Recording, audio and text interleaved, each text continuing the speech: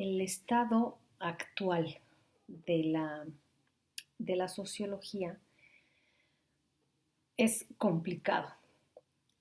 Después de las grandes aportaciones de los estructural funcionalistas, de los individualistas metodológicos, de la Escuela de Chicago, se unieron algunas aportaciones de la teoría marxista, empezaron a cobrar muchísimo empuje, muchísimo auge, tuvo mucho auge la teoría marxista por ahí de los años 60, ¿no?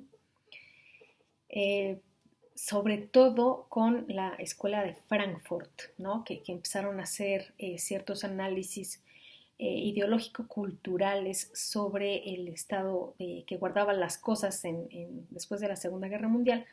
Hicieron críticas muy válidas, ¿no? Los teóricos de Frankfurt, pero se empezó a gestar un problema que es tanto teórico como metodológico.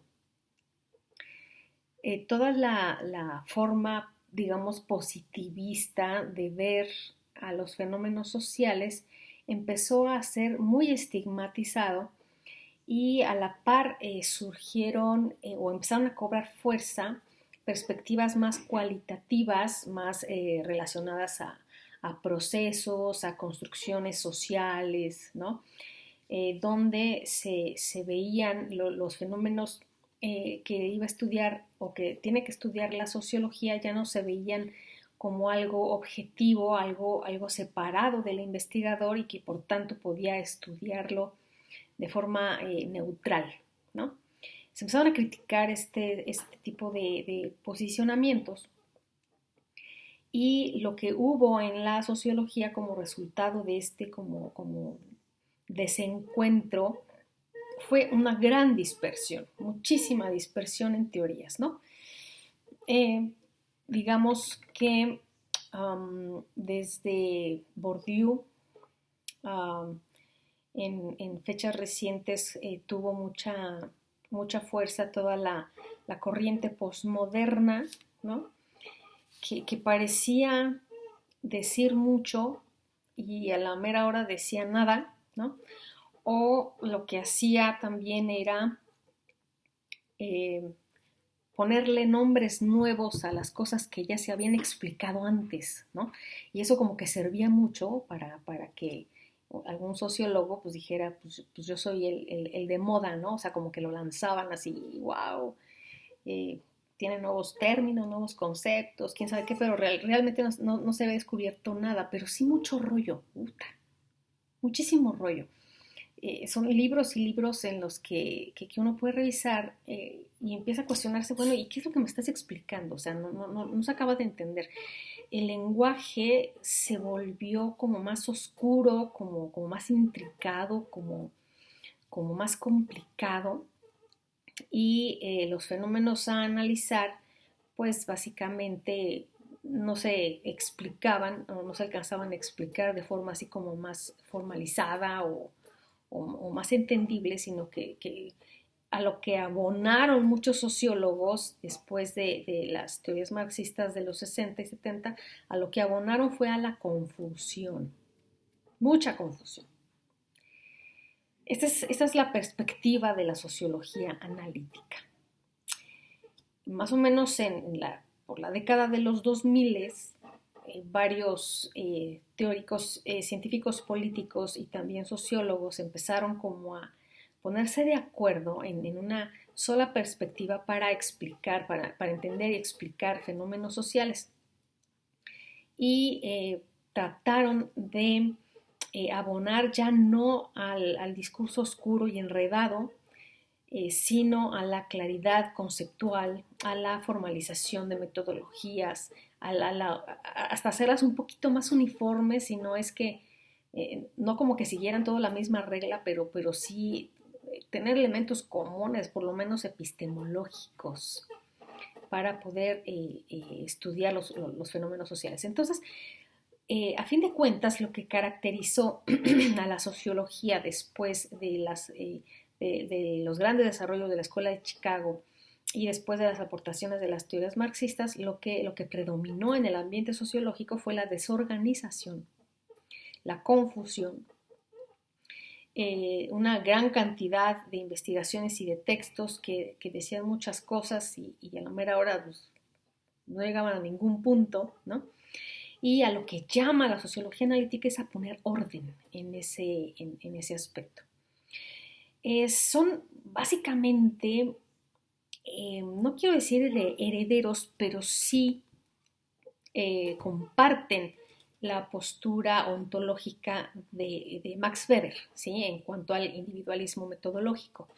Y son una gran variedad de autores que siguen produciendo y siguen trabajando bajo la lógica analítica y ahorita vamos a ver exactamente de qué se trata. Entonces, pues vamos a hablar un poquito de qué es sí, exactamente esta sociología analítica, qué ofrece, cuáles son sus postulados más importantes y espero que quede claro y se entienda.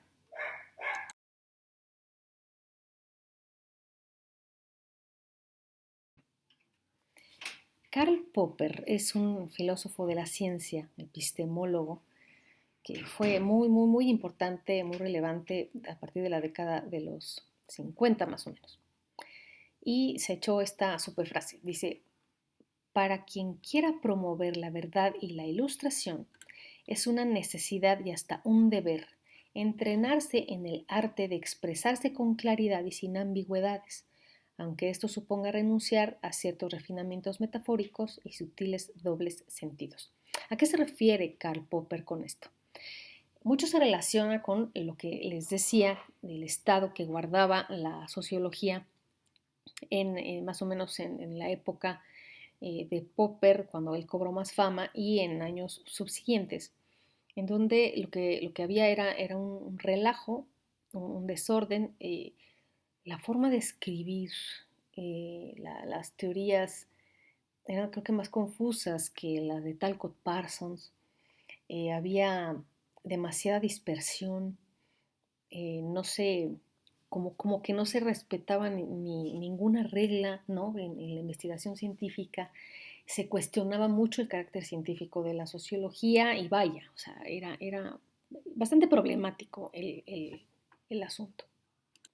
Y dice Noguera en el libro que desde sus inicios la sociología fue identificada y rodeada por ideologías que frecuentemente se autoetiquetan de revolucionarias y críticas, cuando lo que parece ser verdaderamente revolucionario y crítico es apelar a la cordura. Es un verdadero problema el que la sociología no abandone esa etapa adolescente en la que se siente especial, diferente, auténtica y rebelde, negando estándares y autodisciplina por miedo a ser identificada como apologeta del sistema, del capitalismo, del neoliberalismo y demás sustantivos que nada tienen que ver con la ciencia. Entonces, ¿cuál es la tirada de la sociología analítica? En vista de ese desorden que había, que sigue habiendo en la sociología analítica intenta ordenar los conceptos y prácticas para optimizar y sistematizar el trabajo de la ciencia social con el objeto de uniformar e integrar a todas las ciencias sociales, lo cual es una tirada bastante ambiciosa, por decirlo menos, pero pues es la meta que se estableció en esta rama, digamos, que nació o vino después del individualismo metodológico weberiano. Lo analítico de esta sociología se refiere a la separación de los elementos de un todo para estudiar cómo lo integran. Dice Peter Hedstrom que la sociología analítica persigue explicar procesos sociales complejos mediante una disección cuidadosa para después centrar la atención en sus componentes constitutivos más importantes. Entonces, la tirada es explicar, ¿sí?, fenómenos sociales, no ya solo comprender y ya lo comprendí, ya me voy a mi casa. O sea, no. Se trata ya pues de dar ese salto, ¿no?, de la comprensión a la explicación y de asumir el compromiso y el reto de explicar fenómenos sociales de tal manera que se logren entender y resolver en cierto momento. Los principales exponentes, digamos, clásicos de la sociología analítica son Raymond Boudon, que es francés, James Coleman y John Elster, así como John Harsanyi, Albert Hirschman, Mancur Olson y Thomas Schelling. Además, se unen Peter Abel, Filippo Barbera, Diego Gambetta, John Goldthorpe, Peter Hedstrom, Hartmut Esser y otros más. Entonces, es como que en esta lectura Noguera dice, a ver, vamos a tener cuidado en hablar de una teoría sociológica analítica o de una corriente sociológica analítica, dado que el término teoría social se ha usado, ¿no?, durante décadas para designar, según estos sociólogos analíticos, a discursos que son vagos, vacíos, o centrados en pseudo cuestiones, pseudo problemas, o sea, problemas que ni existen, ¿no? Discursos que se dedican a elaborar taxonomías o etiquetas conceptuales y dice Noguera, sucumben a este fetichismo lingüístico con el cual parece que al nombrar cosas de modos diferentes se descubre algo relevante sobre ellas, lo cual es una crítica brutal, sobre todo, bueno, a varios sociólogos, pero también aquí cabe mencionar a a Bourdieu, que hizo una teoría así como gigantesca, ¿no? Pero muchas de las cosas que según esto eran nuevas que él decía, pues ya las había explicado Durkheim mucho tiempo antes. Entonces, se adopta la postura de una teoría social analítica porque ahí se puede incluir el trabajo de muchos científicos sociales y porque puede abarcar a los autores ya citados que trabajan en la elaboración de una ontología social analítica o en la elaboración de conceptos rigurosos en definiciones y modelos de relevancia y utilidad para las ciencias sociales. Entonces, dice Noguera que por eso la sociología analítica no es tanto una orientación teórica sustantiva, porque coexisten en esta unión de teorías, coexisten teorías rivales, teorías que no están de acuerdo una con la otra. Es más bien una manera de hacer las cosas que dé resultados informativos y fértiles. Por esto, esta sociología es cognitiva. Y básicamente la inquietud de los analíticos va en el sentido de que no se han dado resultados así como muy tangibles, muy así fuertes, ¿no? Que uno diga, wow, para eso sirve la sociología. No, no se ha logrado en comparación, vamos, con la física, la química o la economía, precisamente por esta desorganización en donde ya cada quien empezó a hacer teorías de manera independiente y surgieron demasiadas, se hizo una ciencia social así como súper gorda, súper contenedora de una variedad de teorías que en mucho, varias de esas son como repetitivas, ¿no?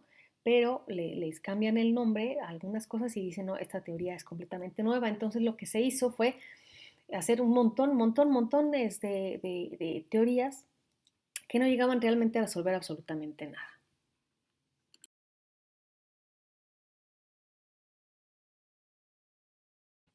De esta forma, Noguera nos dice, la sociología tiene por lo menos estos dos problemas, un estado estigmatizado, ¿no? Siempre ven a un sociólogo y dicen, ay, es un rebelde sin causa, un marxista revolucionario, o un marihuano, ¿no?, que anda con sus guaraches haciendo huelga de hambre afuera del Palacio de Gobierno, ¿sí? Y pues no, o sea, realmente no es tan así, esas son solo etiquetas, ¿no?, que en muchas ocasiones se le han puesto a los sociólogos y por ende a la sociología. El hecho de haber podido dar tan pocos resultados en términos de explicaciones concretas, creíbles, en las cuales se pudiera actuar o intervenir por haber fallado relativamente en este campo, pues tuvo problemas de estigmatización, tener un bajo estatus social en comparación con otras ciencias y con otras ciencias sociales, y también una baja autoconfianza.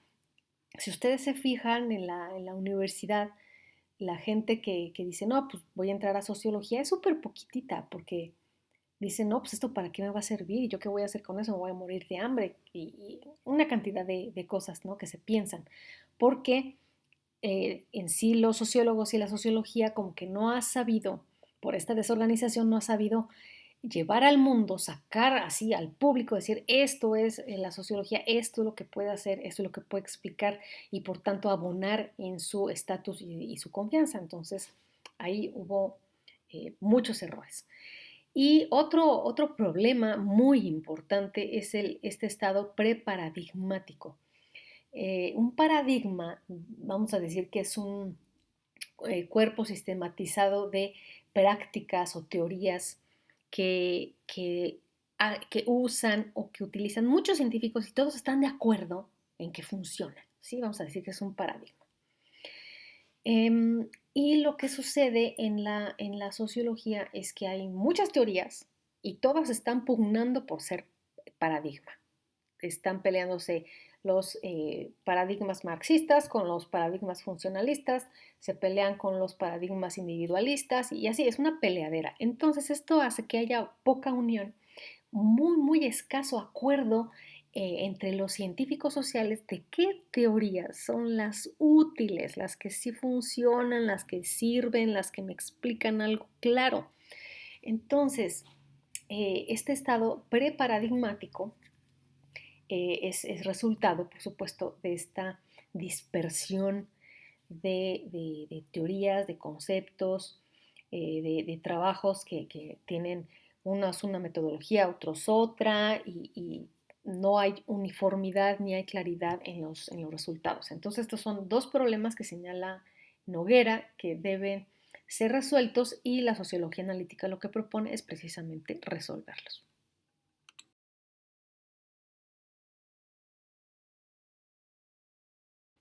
Por supuesto, esta dispersión preparadigmática pues colabora en que se estigmatice más a la sociología, diciendo, no, pues están locos, no saben lo que dicen, ni se le entiende lo que están diciendo, esas teorías ni sirven, lo único que hacen es obedecer argumentos de autoridad, y bueno, una serie de cosas. Y baja el estigma, perdón, abona al estigma, y por supuesto este propio estigma es el que hace más difícil que haya un cuerpo unificado de teorías, ¿sí?, y de conocimientos y de prácticas científicas que oriente el quehacer sociológico en una sola dirección. Insisto mucho en que no necesariamente se trata de trabajar de una sola manera y utilizar una sola teoría, sino de disciplinarse y elaborar o utilizar teorías que son claras y que pueden, o por lo menos tienen la intención de hipotetizar y resolver problemáticas, diversas problemáticas en la sociedad.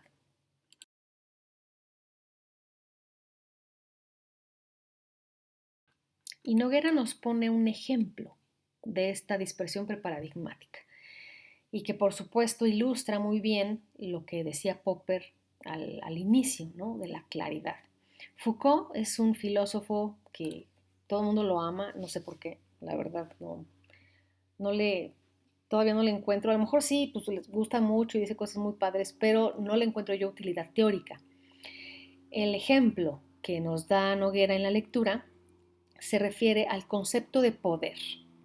Dice Foucault, por poder hay que entender la multiplicidad de relaciones de fuerza inmanentes y propias del dominio en que se ejercen y que son constitutivas de su organización. No entiendo. Después, es omnipresente, o sea, que está en todos lados, no porque tenga el privilegio de reagruparlo todo bajo su invencible unidad, sino porque está produciendo a cada instante en todos los puntos. El poder está en todas partes. El poder no es una institución y no es una estructura. No es cierta potencia de la que algunos estarían dotados. Es el nombre que se presta a una situación estratégica compleja en una sociedad dada, lo cual sigue sin explicarme nada, ¿sí? Entonces, o sea, fíjense cómo define Foucault a poder. Primero dice multiplicidad de relaciones de fuerza inmanentes, lo cual no estoy segura yo de qué manera puedo yo ver en la realidad, o sea, concretamente, esas relaciones de fuerza inmanentes, ¿no? Y después se dedica a decir qué es lo que no es el poder. El poder no es esto, el poder no es aquello, el poder no es no sé qué. Y después dice, es el nombre que se presta a una situación estratégica compleja. Y el poder está en todas partes. Entonces, cuando algo, cuando en una relación hay poder o cuando no hay. Si el poder está en todas partes, pues todo es poder, ¿no? Y a la mera hora resulta que si todo es poder, pues nada es poder. Entonces, este es un ejemplo de cómo define Foucault, que es por supuesto de la Escuela de Frankfurt, ¿no? Y también se le identifica con los postmodernos, como cómo define el concepto de poder, lo cual es como súper enredado y yo la verdad no entiendo nada de lo que dice. Vamos a ver en contraste qué dice Max Weber de este mismo concepto.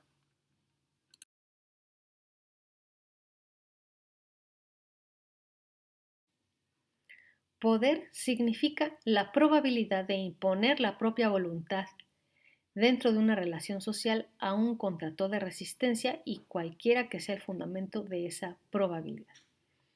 Esto es como más claro, ¿sí? Yo puedo observar en la realidad no relaciones inmanentes o quién sabe qué cosa, sino de qué forma alguien está imponiendo su voluntad en una relación social a pesar de que haya resistencia. Y eso lo puedo observar, ¿no? Hasta en mi casa, ¿no? O lo puedo observar en una pareja, o lo puedo observar de hijos a padres, o de padres a hijos, o hasta en el aula, ¿sí? Como, por ejemplo, un maestro impone su voluntad a pesar de que haya resistencias. Eso es poder. No todas las cosas que dijo Foucault, sino esto, dice Weber, esto es. Y de esta forma es como lo vas a poder identificar en la realidad.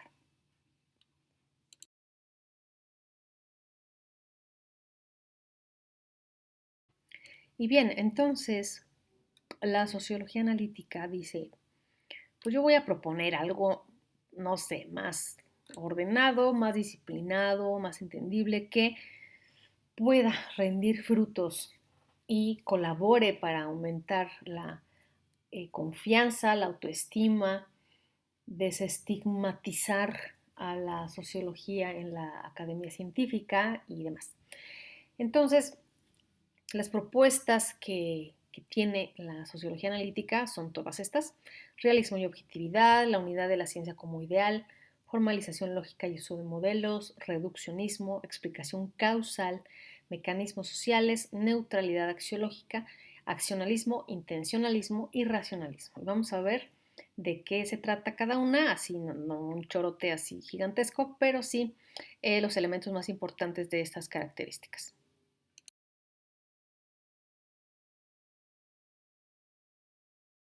¿De qué trata esto de realismo y objetividad? Dicen, existe un mundo causal, objetivo e independiente del acuerdo humano. Y este mundo es cognoscible, o sea, lo podemos conocer, e inteligible, lo podemos entender, de forma fiable y objetiva, aunque también de manera aproximada y falible, o sea, nos podemos equivocar, mediante una serie de herramientas lógicas, conceptuales y técnicas. ¿Qué quiere decir todo esto? En algunas ramas de la sociología se daba a entender, o se da a entender todavía, que la realidad social que estudia el sociólogo es básicamente parte del propio sociólogo, o sea, como si uno como investigador no pudiera poner una línea de separación entre lo que está estudiando y el que está estudiando, o sea, el investigador y la realidad. Dice, no, esas ramas de la sociología, las constructivistas, señalan que el sociólogo no puede ser objetivo porque forma parte de la realidad que está estudiando. Y la sociología analítica dice, no confundas una cosa con otra, o sea, no por el hecho de que yo pertenezca a la sociedad no quiere decir que no la puedo estudiar de forma objetiva, ¿no? El mundo causal se refiere a que los fenómenos sociales que nosotros estudiamos obedecen a cuestiones de causa-efecto. O sea, si pasa algo es por algo. hay explicaciones causales y se trata de encontrar cuáles son las causas de tales efectos o cuáles son los efectos de tales causas, ¿no? Entonces a eso se refiere el mundo causal. Hay causas y hay efectos y eso es materia de estudio de la sociología. Es un mundo objetivo porque lo puedo tratar yo como independiente a mí, ¿sí? Independiente del acuerdo humano, es decir, que la realidad existe independientemente de que yo quiera o no quiera que exista. Así como cuando, no, pues me cortó mi novio, ay, ya quiero que el mundo se detenga, y el mundo le vale madre. Así dicen, no, que pues tú llora y a ver, arréglatelas como puedas. Simplemente el mundo sigue girando, ¿sí? Por más que nosotros queramos que desaparezca el mundo porque estamos muy tristes, al mundo le importa un pepino. Entonces la realidad está ahí y es independiente a lo que quieras. La realidad es una y tan, ¿no? Entonces una de las propuestas respecto de este realismo y objetividad. Marx, Durkheim y Weber ya dejaron sentado que la sociedad no es resultado de los designios divinos, ni de las leyes de la física, aunque está limitada, obviamente, por las leyes de la física. Y dice Noguera, sino que es el resultado de las acciones humanas. Es decir, lo que nosotros tenemos en la sociedad, la realidad que tenemos es el resultado de las acciones humanas. Por eso les digo que es muy del individualismo metodológico. No por eso dejan de ser hechos externos y objetivos, o sea, que sean producto de las acciones humanas no quiere decir que ya por eso no son externos y objetivos, porque claro que son externos y objetivos. Para los actores que los generan con su conducta, aunque no respondan a los deseos e intenciones de estos. Y esta parte se refiere mucho a lo que ya había dicho Merton, ¿no? Esas consecuencias imprevistas, ¿no? Las disfunciones que podemos encontrar las funciones latentes que podemos encontrar en los fenómenos sociales. Es decir, la realidad va a existir independientemente de lo que tú quieras y a veces a pesar de lo que tú quieres puede haber resultados que no te esperabas. Hemos escuchado, dice Noguera, que la objetividad es imposible en esta disciplina porque la realidad social es un proceso y por eso no se puede estudiar como algo dado o como una realidad fija. Y dice Noguera, esa postura es equivalente a confundir a la sopa, que también es real y resultado de un proceso, con el análisis químico de la sopa. Son dos cosas diferentes. Toda la realidad siempre está cambiando. La ciencia social no debe ignorar ese cambio, sino explicar la dinámica de ese cambio y sus mecanismos. El argumento de que el científico social, que es parte de la sociedad, participa, es parte del mismo objeto que se estudia y que por eso no podemos ser objetivos, equivale a decir que un oftalmólogo no puede estudiar los ojos porque él también tiene. Es lo que dice Noguera en el libro. Y continúa, el que los agentes sociales se apropien de las explicaciones de la sociología, es decir, que ésta influya y modifique las conductas, no impide que la sociología estudie esa conducta. Si las conductas causadas por la misma sociología fuesen un problema para la objetividad de esta, ¿por qué no serían problema también las demás conductas? Es decir, si la sociología llega a influir en la conducta de los seres humanos, pues es igual de estudiable que cualquier otra conducta que podamos tener.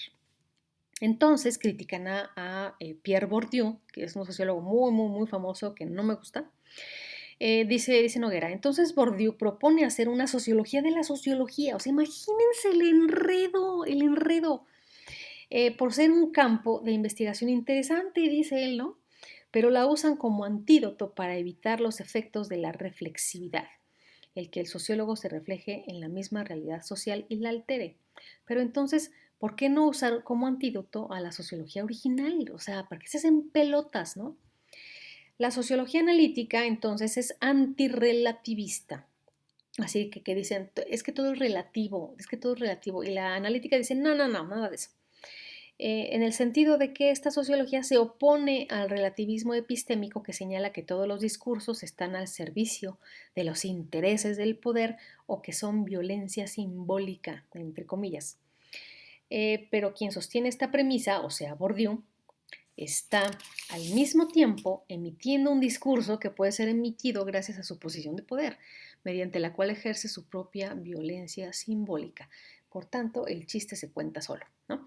Lo que te están diciendo aquí en Noguera es que eh, ese relativismo en donde todo depende de algo, ¿no? Todo es relativo al contexto, todo es relativo a ciertas cosas, eh, se mete en un callejón sin salida. Y a Bourdieu se le critica mucho porque él mismo da como da pie a investigar estos discursos de poder que él mismo emite desde una postura de poder. Entonces dice, pues ¿para qué creas tú una sociología de la sociología si a fin de cuentas vas a tener discursos que reflejen el mismo poder que tú también estás criticando? O sea, es así como tautológico, ¿no? Como que es un círculo vicioso del que no se puede salir.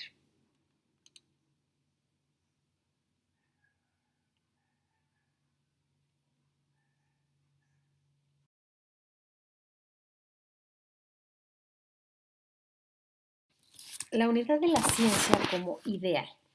Dice Noguera, la sociología no es literatura, ni ensayo, ni activismo político-social, ni periodismo sofisticado. Claro que estas disciplinas tienen mucho que aportar, pero ello no significa que deba abandonarse el rigor científico y metodológico. Esa visión de que en sociología podemos ponernos el traje que más nos acomode, me gustó tal teoría, entre comillas, convierte a la elección teórica en un juego y en cuestión de gustos, fragmentando a la sociología. Al ser la adopción teórica algo completamente subjetivo, la vuelve inalcanzable a la crítica racional. Y en mucho ellos también le apuestan, ya no tanto a estar produciendo teorías y más teorías y más teorías, sino a probarlas. Si ya alguien hizo una teoría y que parece que es útil, parece que me explica cosas, pues ve y pon la prueba en campo, en lugar de hacer otra y otra y otra y otra y llenarte de infinidad de teorías.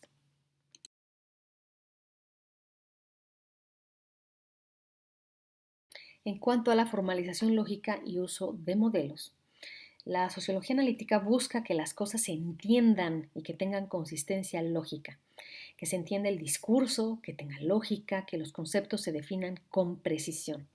El uso de modelos favorece la facilidad y la economía intelectual, la exhaustividad y la sistematicidad. Eliminan ambigüedades y fijan el sentido de los términos. Permiten la acumulación de conocimientos y el control y replicabilidad de los resultados. Hacen explícitos los supuestos de los que se parte. Y esto de la replicabilidad de los resultados es también clásico, porque a veces resulta que salen a campo los sociólogos y hacen una teoría nomás para un lugar, una comunidad pequeña que encontraron y ya, ¿no? Y esa teoría tan pequeñita o hipótesis nada más que hicieron, no se puede utilizar en otro campo, no se puede utilizar en otro lado más que en ese lugar que ellos encontraron. Y entonces eso como que no abona realmente al conocimiento general de la sociología. Y por eso escribo aquí, no es lo mismo el que una teoría o perspectiva sea lógicamente correcta y coherente a que esa teoría o perspectiva no me guste o no la entienda. Es muy diferente, porque puede ser que nos cae bien gordo el teórico, así como de, ay, no, me choca. O sea, por ejemplo, si Bourdieu tuviera una teoría que me funcionara o que yo la entendiera, porque la verdad escribe horrible, entonces yo diría, bueno, ok, ya ni modo, o sea, me cae gordo, pero me sirve, ¿no? Entonces, pues ok, ya no se trata de que me cae mal o me gusta o no, sino me sirve o no me sirve, independientemente de que el teórico sea gringo, francés, mexicano, guatemalteco, argentino, me vale, no me importa su nacionalidad ni su género. De que, no, es que tienen que leer a más mujeres. Sí, pero si no me sirve lo que estoy leyendo, las teorías que producen, pues no las voy a meter a fuerza. Entonces la sociología analítica lo que hace aquí es llamar al orden. Es decir, si la teoría te funciona, si es lógicamente coherente, utilízala. Es muy distinto decir es que no me gusta, me cae gordo o no le entiendo, a decir esta teoría es pésima o es ilógica o no es coherente. Entonces ahí son cosas muy, muy diferentes.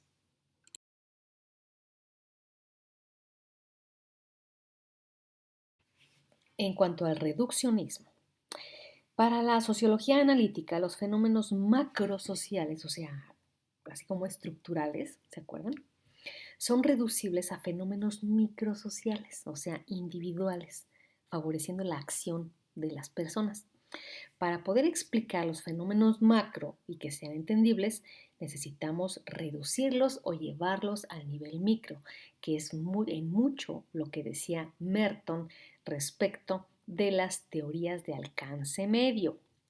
De esta forma, el reduccionismo afirma que un fenómeno a nivel macro es causado por la interacción de fenómenos a nivel micro, pero las propiedades de los fenómenos micro no son exactamente iguales a las propiedades de los fenómenos macro.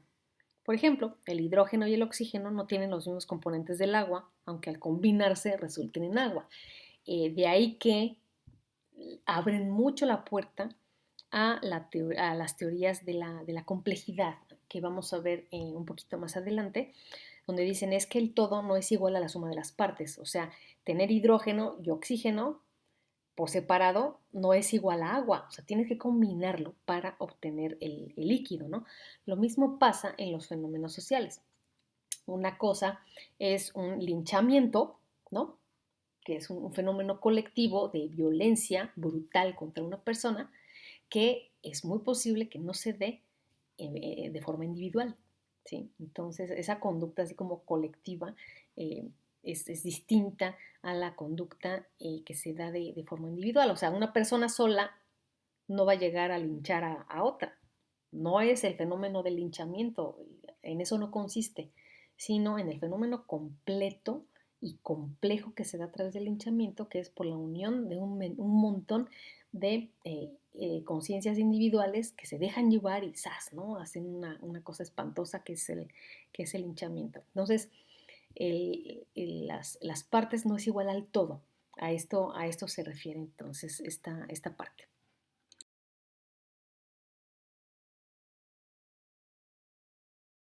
En cuanto a la explicación causal, la sociología analítica intenta explicar detalladamente y de forma entendible los fenómenos sociales mediante la construcción de teorías formales que son de alcance medio, que especifiquen los mecanismos causales, es decir, cómo llegó a darse ese efecto, con qué causas llegó a darse ese efecto. Explicar no es describir, no hacer tipologías de los fenómenos, no se trata de hacer periodismo sofisticado ni de empatizar con los actores sociales, tampoco referirse literariamente a la realidad social. Y es que vieran la cantidad de trabajos que son así como que todos romantizados y escriben súper bonito, pero que a la mera hora no dicen nada. ¡Wow! Está lleno internet de eso. Respecto de que se busca comprender los fenómenos sociales en el sentido weberiano, cualquier intento de comprender las acciones de un sujeto implica necesariamente un modelo o supuesto causal. Para Max Weber, la comprensión del sentido que las acciones tienen para los agentes es parte de la explicación causal de las acciones. Las razones que tienen los individuos para actuar como lo hacen pueden entenderse como causas de su acción. Por ello, se abre lugar a dar explicaciones intencionales. Y uno de los autores o participantes, digamos así, de la teoría sociológica analítica, que se llama Peter Hedstrom, propone su teoría de deseos, creencias y oportunidades, que vamos a ver un poquito más adelante.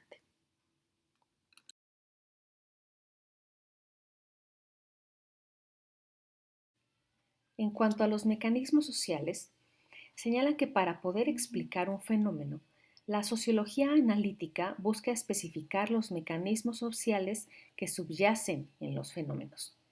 Y señala Noguera que la idea central que subyace al enfoque de los mecanismos es que explicamos un fenómeno social haciendo referencia a una constelación, a un conjunto de entidades y actividades, normalmente actores y sus acciones, que están vinculadas de tal modo que producen regularmente el tipo de fenómeno que queremos explicar. Hay un mecanismo social, por ejemplo, denominado imitación racional, que acuñó Peter Hedstrom.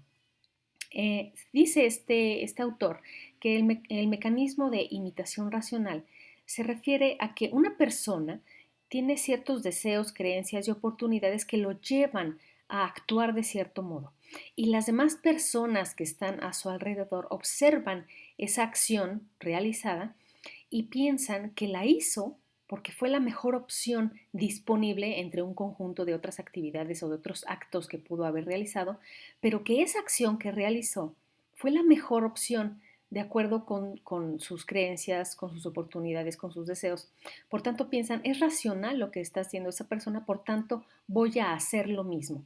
Y de esta forma podemos explicar un montón de actividades, entre ellas puede ser, por ejemplo, un acto delictivo, donde si ven que una persona optó por delinquir, otras personas pueden decir, bueno, fue una decisión racional basada en ciertas oportunidades, deseos, creencias, y la mejor opción que tuvo ese actor fue delinquir, por tanto, quiere decir que esa acción va a tener buen resultado, por tanto yo la voy a imitar. Y también se puede llevar a otros ejemplos. Por ejemplo, puede ser por qué la gente de repente se forma, ¿no? Y vemos que hay un montón de gente formada haciendo una fila y varias de esas personas pueden ni siquiera saber por qué están formadas, pero al ver que los demás están formando, inmediatamente van y lo hacen. Los humanos nos imitamos en un montón de cosas y el mecanismo de imitación racional puede llegar a explicar por qué se están haciendo las personas lo que hacen. Y hay otros mecanismos sociales, está por ejemplo el mecanismo social de las uvas amargas, está el mecanismo social de formación de deseos impulsada por la disonancia y así. Ahorita vamos a ver un poquito más adelante esos tipos de mecanismos.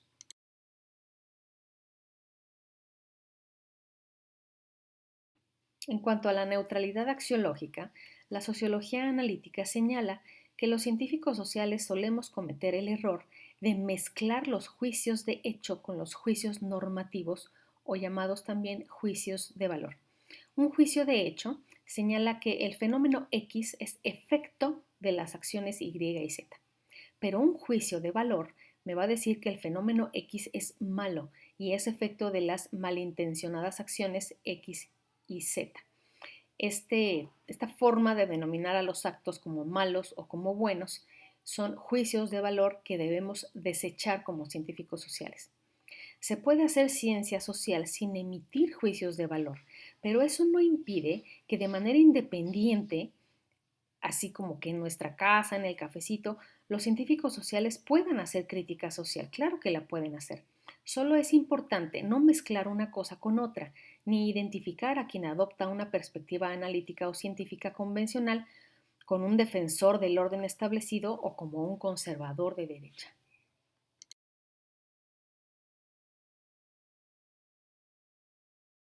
Respecto del accionalismo, intencionalismo y racionalismo, la explicación mediante mecanismos en la sociología analítica se basa típicamente en las acciones de los individuos y preferentemente en sus acciones intencionales.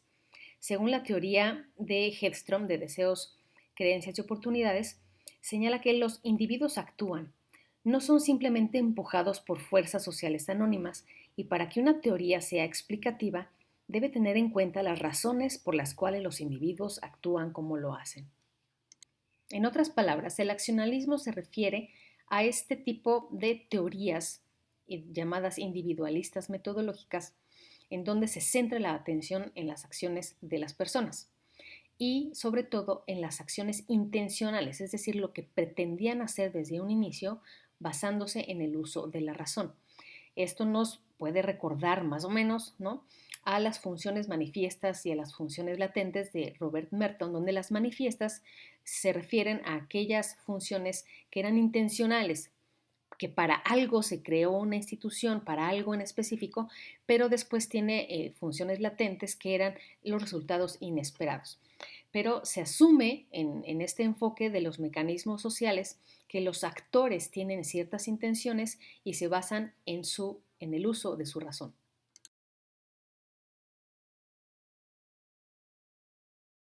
Podemos ver algunos ejemplos de mecanismos sociales.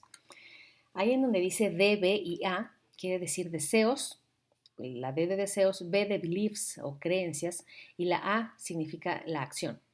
Entonces tenemos, por ejemplo, el mecanismo de pensamiento desiderativo, donde los deseos y creencias de una persona van a desembocar en ciertas acciones. O sea que nosotros vamos a actuar de acuerdo a los deseos y creencias que tengamos. Ese es el pensamiento desiderativo. Está también el síndrome de las uvas amargas, donde también las creencias van a influir en los deseos, por eso va la flechita hacia arriba, y esa influencia va a desembocar también en una acción. Otro mecanismo es la formación de deseos impulsada por la disonancia, donde una acción va a influir en los deseos y va a tener como resultado cierta acción, donde también las creencias tienen cierta influencia sobre esa acción. Y así podemos ir en otras. Por ejemplo, está el de profecía que se autocumple, que es de Robert Merton, donde señala que una acción va a tener influencias en las creencias de otras personas que van a influir en sus acciones, lo cual va a tener a su vez influencia en otras creencias, en otros deseos y va a dar como resultado otras acciones y así de manera consecutiva.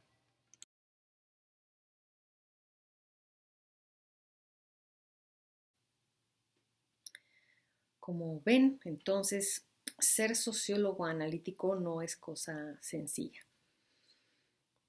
Tal vez algunos otros sociólogos pueden ver que es más cómodo utilizar teorías que son incoherentes tal vez, pero que les gustan o que empatizan o que les permiten básicamente casi que unirse a los actores sociales para hacer un cambio social radical en una comunidad, ¿no?